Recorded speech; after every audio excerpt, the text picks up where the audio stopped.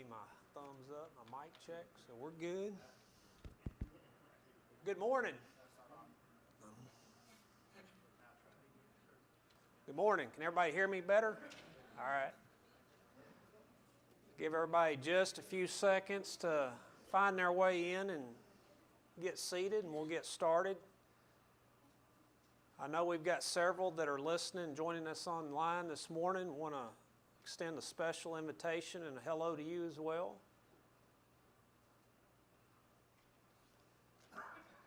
Hey, brother. Pretty good. Continuing our study of Proverbs, we're going to be looking this morning at the Proverbs that deal with the godly, virtuous woman. This is one that I'm pretty excited about, to be honest with you. I'm passionate about the Proverbs. I think we've had a very good study so far, and this one's going to be an extra special study for us. I'm confident. What I did yesterday was I sent out a text message trying to get some feedback from members of the congregation, and as well as members of other congregations, not just here at Angelina. But in that text message, I asked them to fill in the blank. And the sentence read, "A godly, virtuous woman is characterized by her," and then I just asked them, fill in the blank, send me a message back if you have time. And I want to read you some of the responses that I've got yesterday, and I want you to just kind of listen to these and process it. Some of them were just one word, and some of them were a paragraph, but I think you'll find these very interesting. A godly, virtuous woman is characterized by her heart. Oh, and by the way, I told people I would not repeat names. A godly woman is characterized by her heart. A godly, virtuous woman is characterized by her faithfulness, her honesty, her righteousness, her morality. One who seeks God first and is constantly looking for ways to serve others.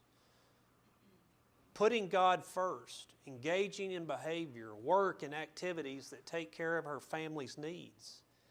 An attitude and a demeanor that exalts God, her husband, and family values. Therefore, she fulfills the Proverbs found in 14 verse 1, a wise woman builds her house. A godly, virtuous woman is one that loves only her husband, that is there at his side to help keep him on track, who is God-fearing, manages the house, keeps it in good order, who is strong, loving, and caring, someone that a man can know that is there for him no matter what happens. One member had this to say about the godly, virtuous woman. Basically quoted the characteristics of the fruits of the Spirit: love, joy, peace, patience, kindness, goodness, faithfulness, gentleness, and self-control. One response was humility. Another response was from chapter 31, kind of paraphrased, but a brother said, her husband, he trusts her. She takes care of responsibilities in the community, praising her and training children to do the same. I know that these are husband-centric. The point should be made that the virtuous woman is going to be even more so if she has a virtuous husband.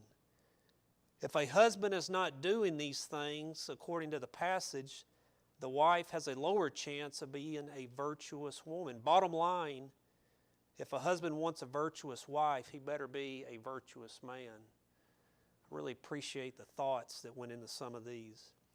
A godly, virtuous woman is characterized by her actions.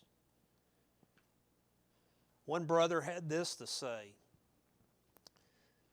by using your sentence structure by definition, it will be three major character traits. Being first a woman, second, being godly as a woman, and thirdly, as a woman that is godly and virtuous. Now, find me the definition of each work them together and see the overlap and mix of these traits. Compare it and contrast it to our worldview today. Worldview during historical past, during Solomon's time, times of Christ. What was a woman's worth or value in societies of ancient Greek or Roman civilizations?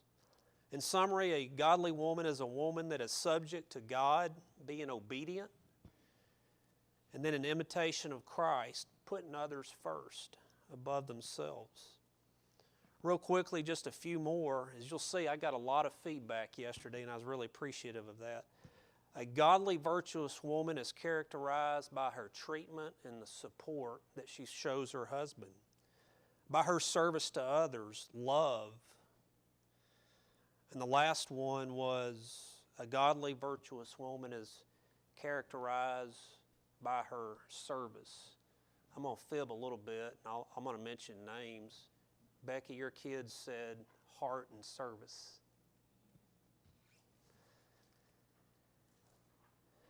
You know, there's a lot of wisdom to be found in the Proverbs as it relates to a godly, virtuous woman.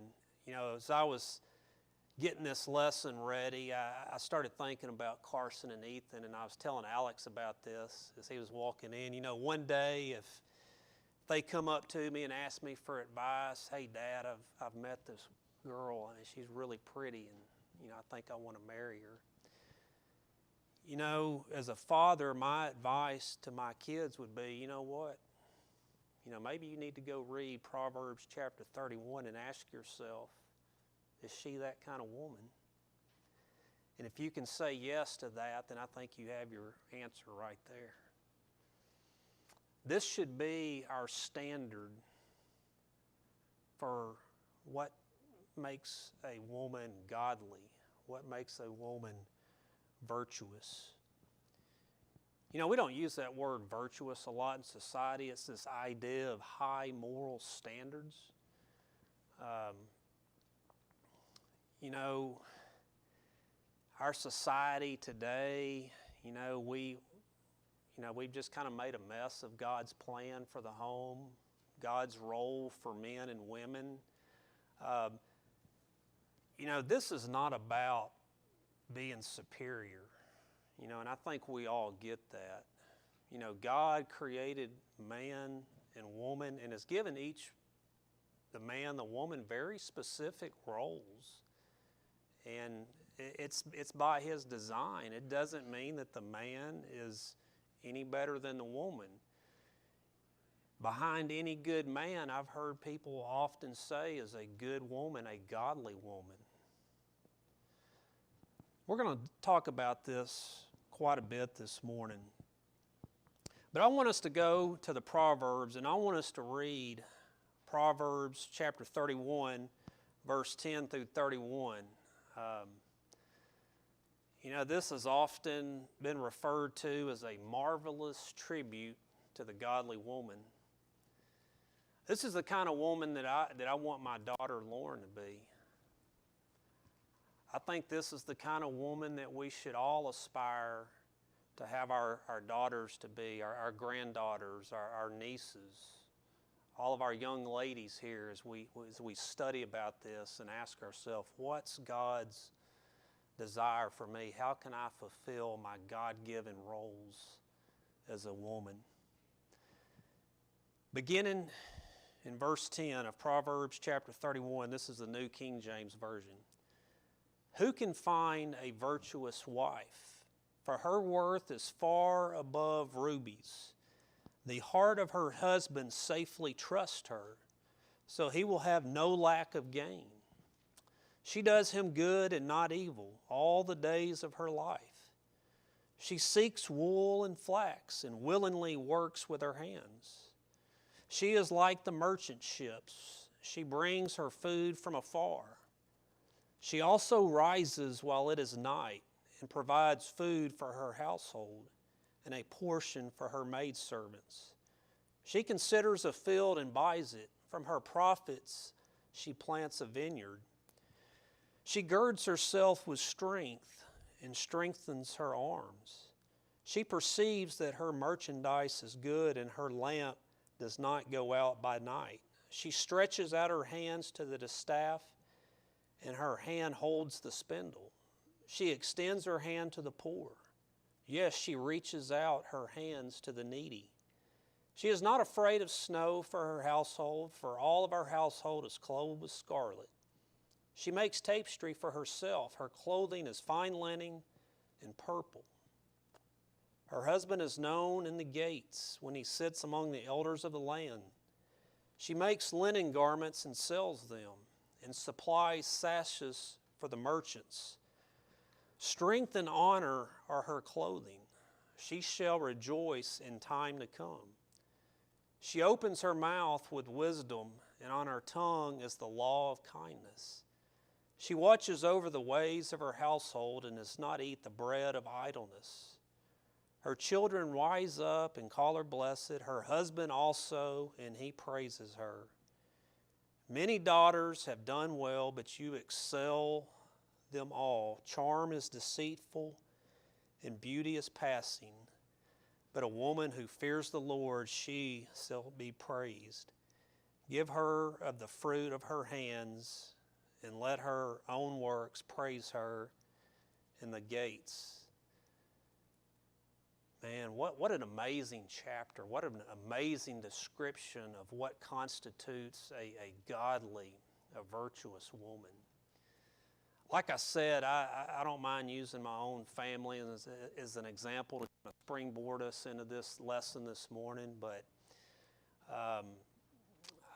I consider myself a very blessed man, and I love to brag on Becky.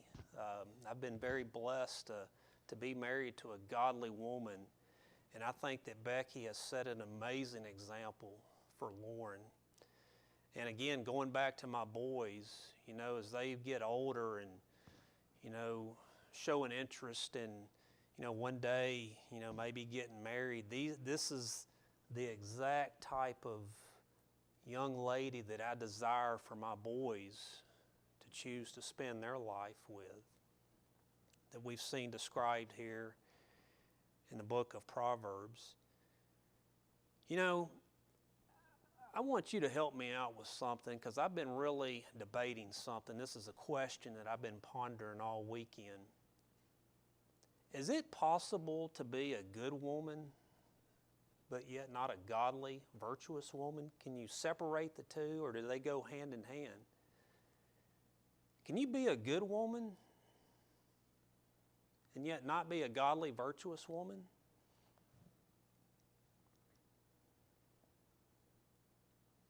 We'll come back to that in a minute, because I can tell by some of the facial expressions that this is a very thought-provoking question, and it's meant to be.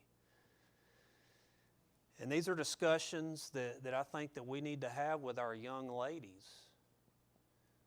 Do you want to be a good woman, or do you want to be a godly, a virtuous woman that the proverb writer talks about here in Proverbs chapter 31?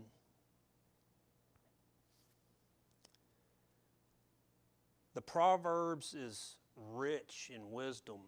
Listen to some of the pointed proverbs that tell us what a woman should be, what makes up a godly, virtuous woman. I think those are the answers that we need to look at first. Proverbs chapter 14, verse 1.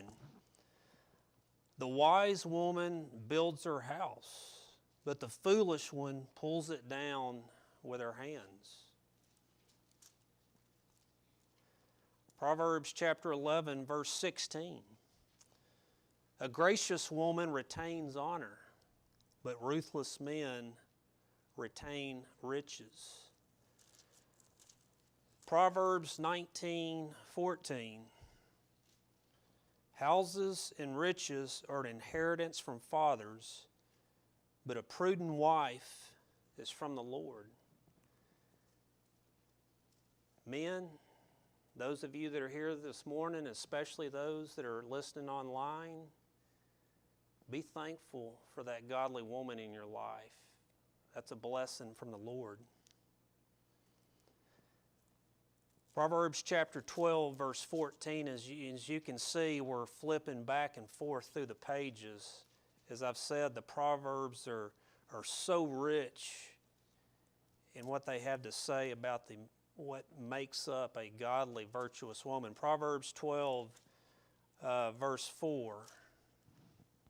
An excellent wife is the crown of her husband, but she who causes shame is like rottenness in his bones. You know, we've already read from Proverbs chapter 31, verses 10 through 31, really just highlights all the attributes that we aspire to see in a godly woman. But here's some more for us to think about and consider. Chapter 31, verse 12. Talking about the virtuous woman. She does him good and not evil all the days of her life. Same chapter, verses 13 and 15. We look at this idea of working and being willing to work. She seeks wool and flax and willingly works with her hands. She is like the merchant ships. She brings her food from afar. She also rises while it is yet night and provides food for her household and a portion for her maidservants. Still working out of chapter 31, verse 27, watching over her household. Verse 27, she watches over the ways of her household and does not eat the bread of idleness. So we see this vivid picture, this vivid description of a godly, virtuous woman. Go back to verse 26, chapter 31 still. She opens her mouth with wisdom, and on her tongue is the law of kindness.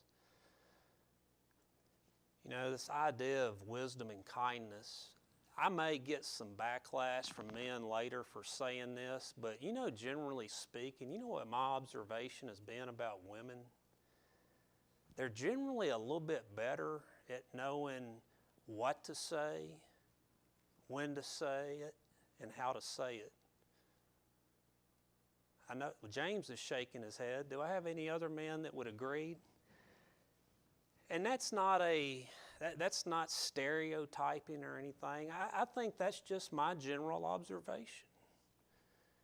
And the proverb writer saw it that way as well. Here's another very noble attribute of a godly, virtuous woman found in verse 30. A woman that fears the Lord. Charm is deceitful and beauty is passing, but a woman who fears the Lord, she shall be praised.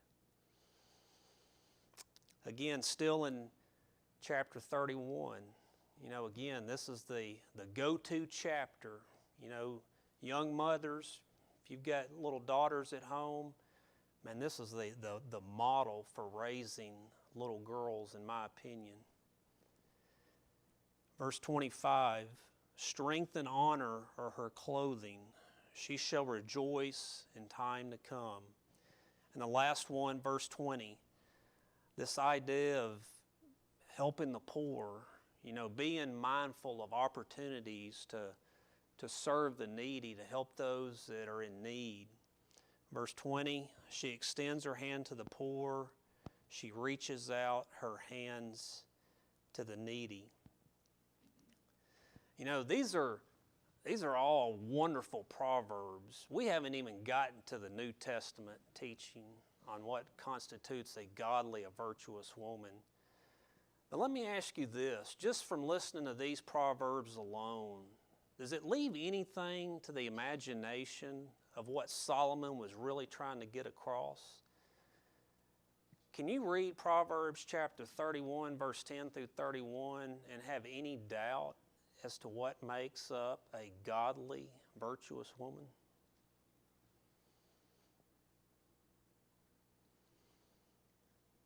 And I'm not looking for an answer as much as I am to challenge your thinking this morning and to maybe, you know, provoke some self-examination, but is it enough to just be a good woman?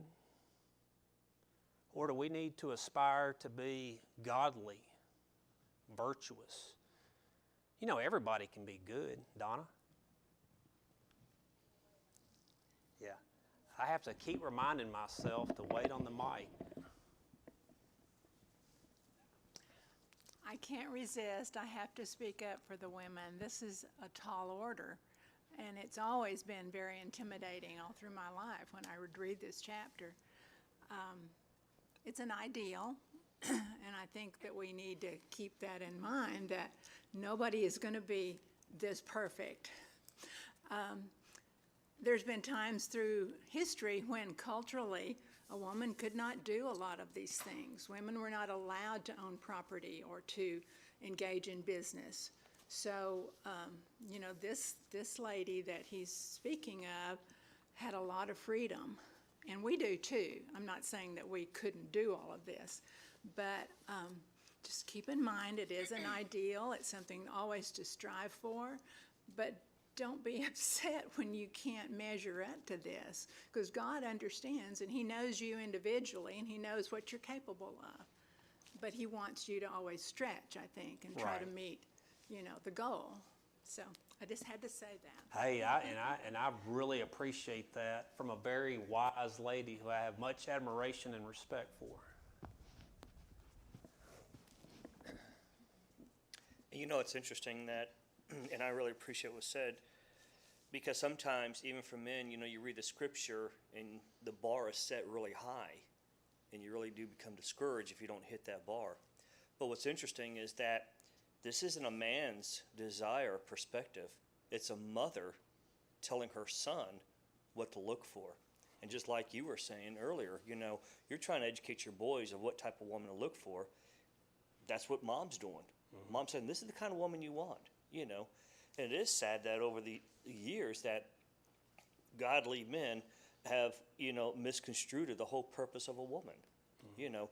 And this really speaks about equality in a mutual sense. If you look at some of the passages, he brings honor to her, she brings honor to him. And it's a mutual back and forth. And it's that whole partnership, a helpmate, that was originally intended for by God. And I think it's important to point out that a woman may not always have a man in her life who praises her. The number one goal is to fear the Lord and to obey him and to strive for that goal of pleasing God, not pleasing husband, not pleasing children, following in God's plan for what a wife and a mom should be. But our praise ultimately will come, and our reward ultimately will come from the Lord, and he will bless us. But circumstances, there may not be a man in the life to praise that woman. There may not be children that are praising them. But our ultimate goal is to please the Lord, and if we're doing that, we're going to succeed. Well said. Hey, Doyle, I think Miss Doris had a comment.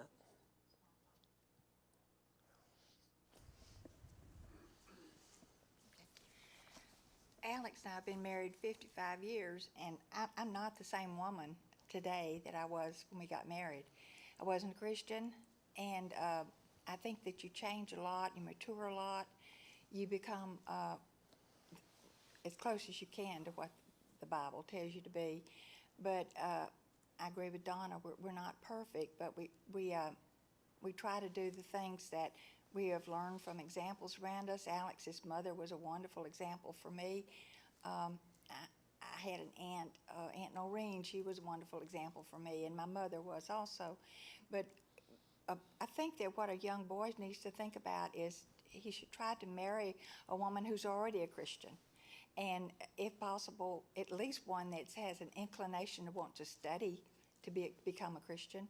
But that's the key right there. God does the changing, right, and helps you with the maturity.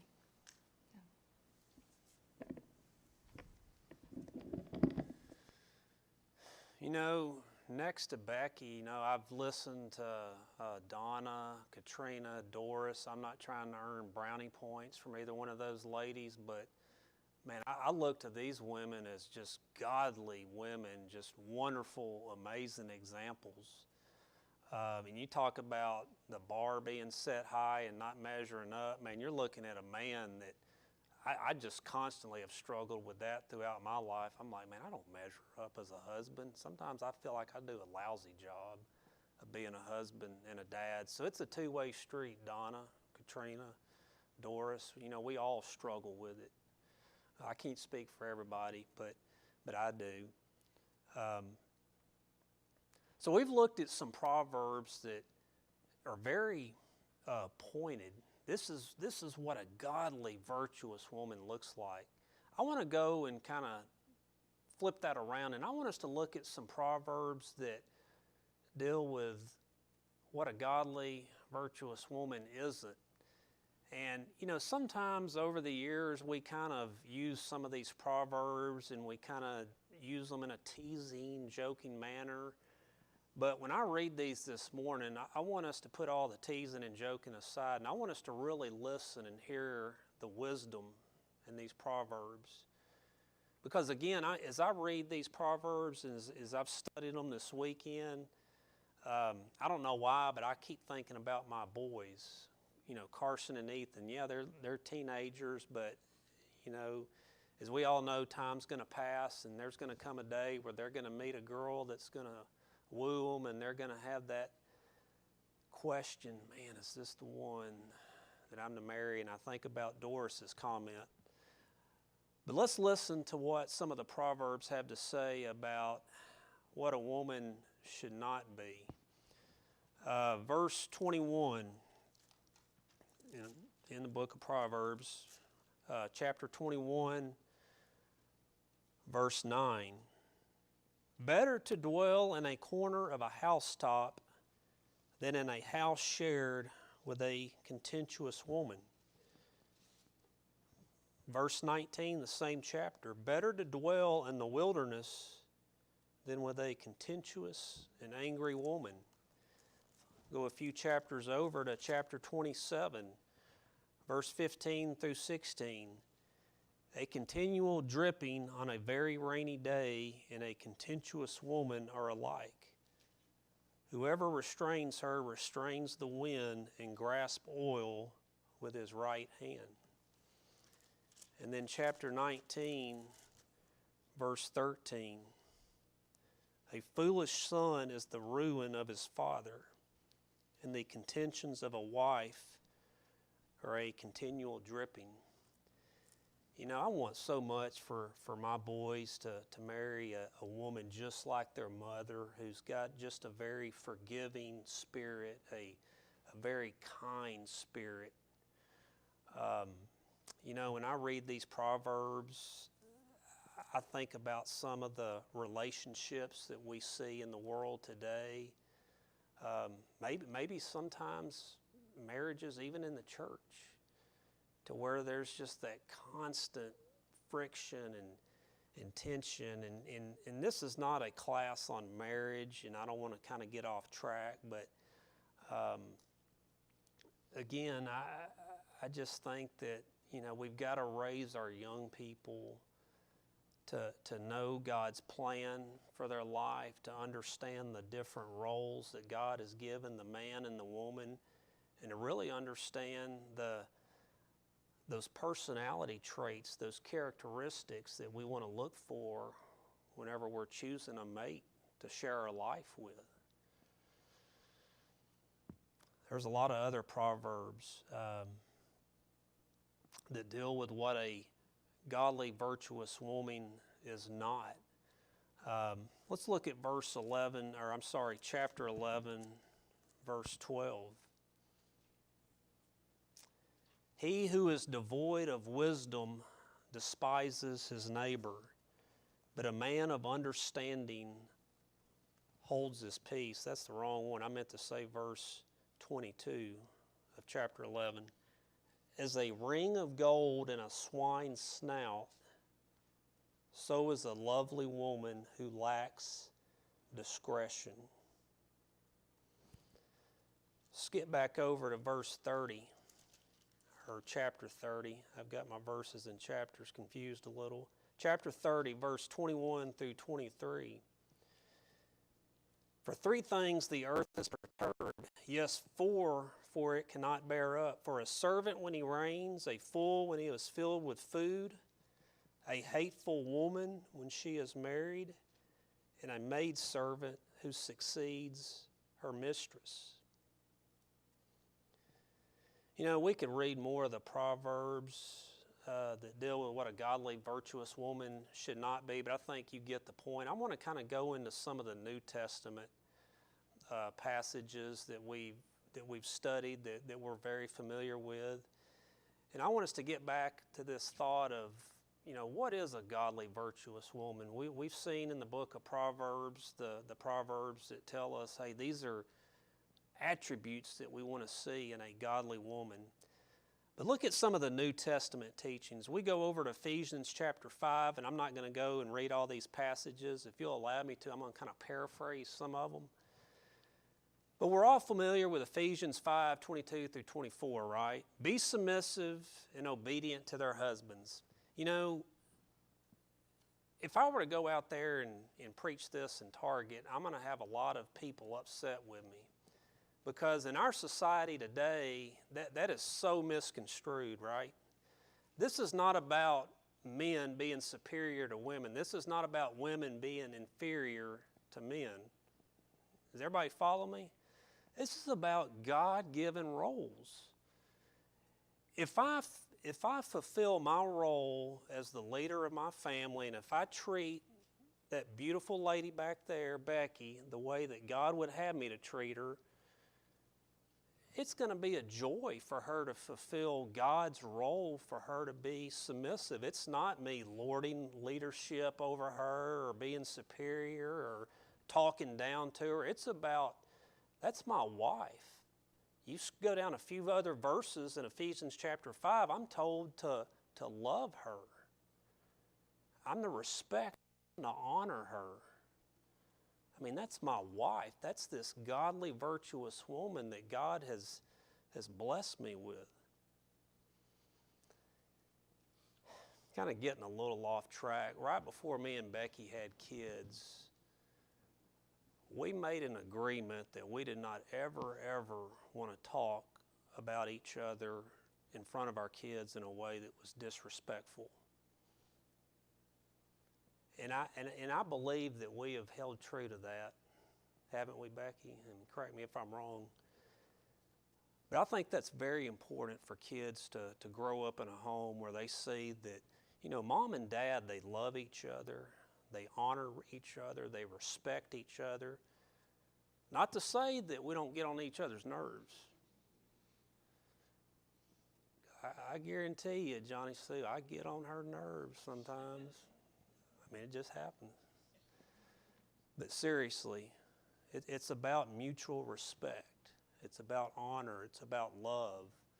It's about recognizing our roles. Ladies are taught in the New Testament, be respectful to your husbands. Titus chapter 2, verse 4, love your husbands and your children. Take your work seriously in the home. You know, we get into 1 Timothy chapter 5, a lot of good examples for ladies to follow.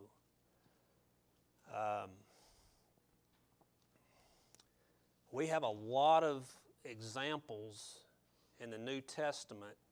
Some of them are just small examples, but we have so many good examples of women fulfilling this very role that we're talking about in the New Testament. Again, if you are looking at 2 Timothy, Lois and Eunice, what are they known for?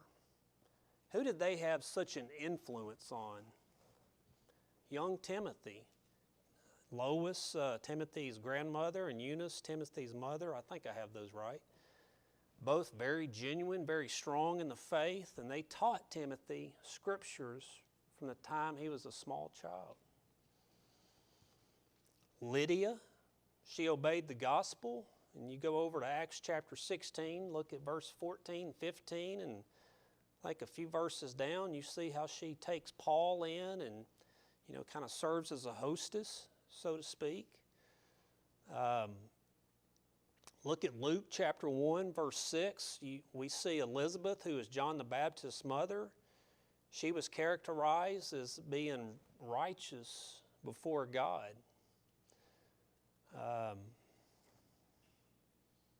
Priscilla, along with her husband Aquila, they explained to Apollos the way of God more accurately. Acts chapter 18, verse 24 through 26. And we could go through example after example after example of women in the New Testament.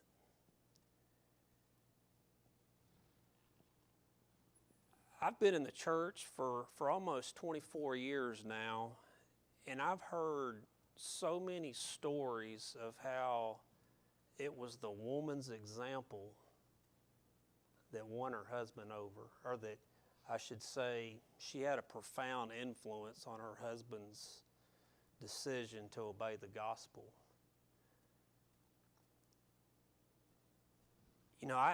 I get really upset and really offended in our society when I hear people talking about women in a way that objectifies them or talks about them like they're somebody's property.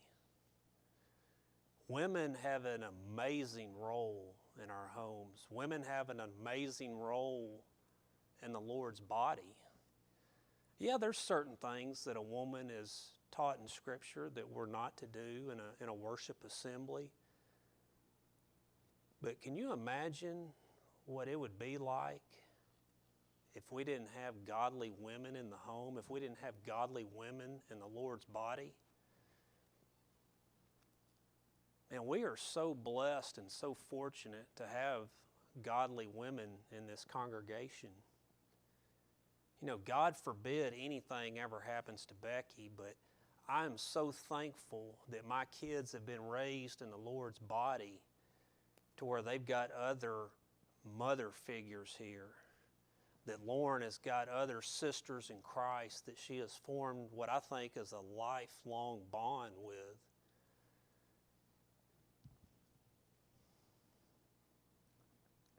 I'm fixing to switch gears and go a little bit different direction, but I wanted to pause right here and just see if there's anybody that had any comments, questions. Maybe I've said something that's kind of muddied the waters a little bit. I'm not above that. I'm going to put Becky on the spot real quick. You've got something, Doyle.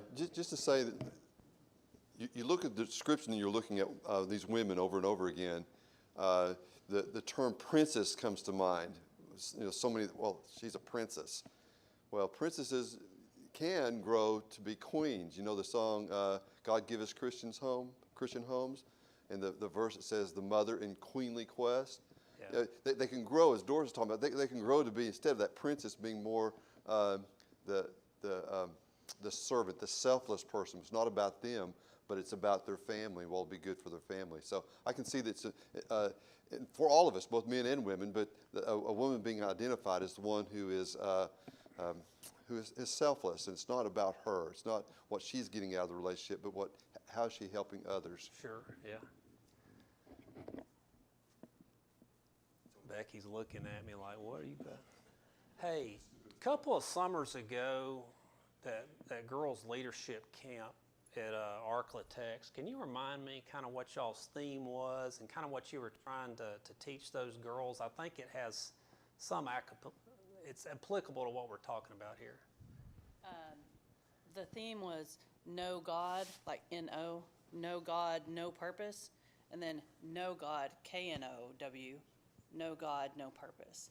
And just talking about you have to get to know yourself, your strengths, your weaknesses, how God made you, and basically just embrace that and know what your purpose is. And your purpose is, regardless of what your gifts are, was to serve God. And what can we do while we're here with what we have, basically. I want to go, and you don't have to turn to this passage, I just want to read it. Colossians chapter 3, verse 17 through 21. Whatever you do in word or deed, do everything in the name of the Lord Jesus, giving thanks to God the Father through him. Wives, submit to your husbands as is fitting in the Lord. Husbands, love your wives. Do not be harsh with them. Children, obey your parents in everything, for this pleases the Lord. Do not provoke your children, lest they become discouraged. 4 short little simple verses. But wow, if we did that the way God has designed it to be done, look at what that produces in the home. A home full of love, kindness, compassion, respect, and obedience. I'm going to try to sum this next point up really quick, and it's I think it still has to do and relates to what we've been talking about this morning as it pertains to the godly, virtuous woman, but it probably gets more to just the home itself. You know, and I'm not going to mention the name, but I had a conversation earlier this week with a sister in Christ, not at this congregation, but at a different congregation, and she travels around and does a lot of ladies' workshops, and she shared an outline with me, and you know, we talked a lot on the phone Thursday night just about the challenges that young couples are facing in the church today with everything that's going on in the world. And I'm going to share some of her thoughts with you, and I'm going to try to go through this really quick because I know I'm about out of time. But God is not always the center of our homes as He should be. Sometimes He's placed at the very bottom. We've got it backwards in a lot of our homes. We have allowed worldly things to become our top priority. Worship is not a priority. People go to worship when it's possible, when it's convenient. Bible classes are sometimes rarely attended. Sometimes those home family Bible studies are almost non-existent. We've allowed all the other good stuff to go to the top of the list of priorities. She also talks about, in some of these ladies' workshops she does, the growing influence of media and technology in the home, and that's slapping me in the face. It's a struggle for all of us. We've allowed Satan to use these devices to bring sin into our homes. These devices open the door for a host of problems. I'm not going to go into all of those problems, but I'll leave it to your imagination. So how do we fix this? We have got to put Christ back into the home. Christ has got to become the head of the home. Joshua 24, verse 15, as for me and my house, we will serve the Lord. The question for couples raising families, young kids, is this: are we really serving the Lord in our home? Are we really setting that godly example that our kids need from a mom and a dad? The responsibility is equal. It's not all on the mom and it's not all on the dad. If we truly aspire to have these Christ-centered homes, we've got to work at developing it. We've got to practice what we preach. As parents, we are the best example for our children. And I'll end on this note, and this is a really random note, but I was thinking about this morning. When my kids were real little, there'd be some times where it's Sunday morning, and they'll be like, we got to go to Bible class. Not all the time. But I've always tried to talk to my kids from the standpoint of, you know what? It's not a question of do we have to go to Bible class. It's more like I get to go to Bible class. Why would I not want to be at Bible class on Sunday morning with God's people studying God's Word? We have 168 hours in a week. Sunday morning, Sunday night, and Wednesday night, you're talking 5 hours. And I'm not a mathematician, but that's less than 1% of 168 hours that we actually come up to this building. And we question sometimes, do we have to go to Bible class? I'm pretty passionate about that, as you can tell.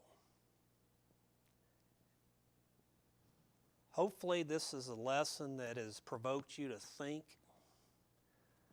For you ladies here, I hope that this inspires you to continue to become in all that you can be for God. And I hope it really helps us just evaluate our homes. I appreciate everybody's attendance here. Appreciate your thoughts and comments. And I better go ahead and close because I'm already past time.